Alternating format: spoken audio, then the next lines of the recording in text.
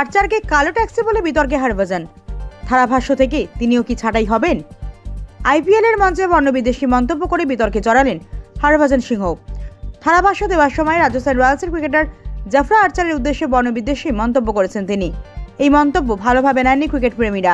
শুরু হয়েছে বিতর্ক। অনেকেই দাবি করেছেন হরভজনকে ক্ষমা চাইতে হবে। বর্ণবিদ্বেষী মন্তব্য করায় ভারতীয় ক্রিকেট বোর্ড শাস্তি দিতে পারে হরভজনকে। আইপিএল এ ধারাভাষ্যকারদের তালিকা থেকে বাদ পড়তে পারেন তিনি। রবিবার সানরাইজার্স হায়দ্রাবাদ বনাম রাজস্থান রয়্যালস ম্যাচে প্রথমে ব্যাট করতে নেমে 286 রান করে হায়দ্রাবাদ। রাজস্থানের প্রায় প্রত্যেক বোলার রান দেন, তবে সবচেয়ে বেশি রান দিয়েছেন আর্চার। 4 ওভারে 76 রান দিয়েছেন তিনি। আইপিএল এর ইতিহাসে এক ম্যাচে সর্বাধিক রান দেওয়ার রেকর্ড করেছেন তিনি। আর্চার যখন বল করছিলেন তখন ধারাভাষ্য দিচ্ছিলেন হরভজন। আর্চারকে মার দেখে তিনি বলেন, লন্ডনে কালো ট্যাক্সির মিটার যেমন চরচর করে বাড়ে, তেমনি এখানে আর্চারের মিটার চরচর করে বাড়ছে। হরভজনের কালো ট্যাক্সি মন্তব্য নিয়ে আপত্তি।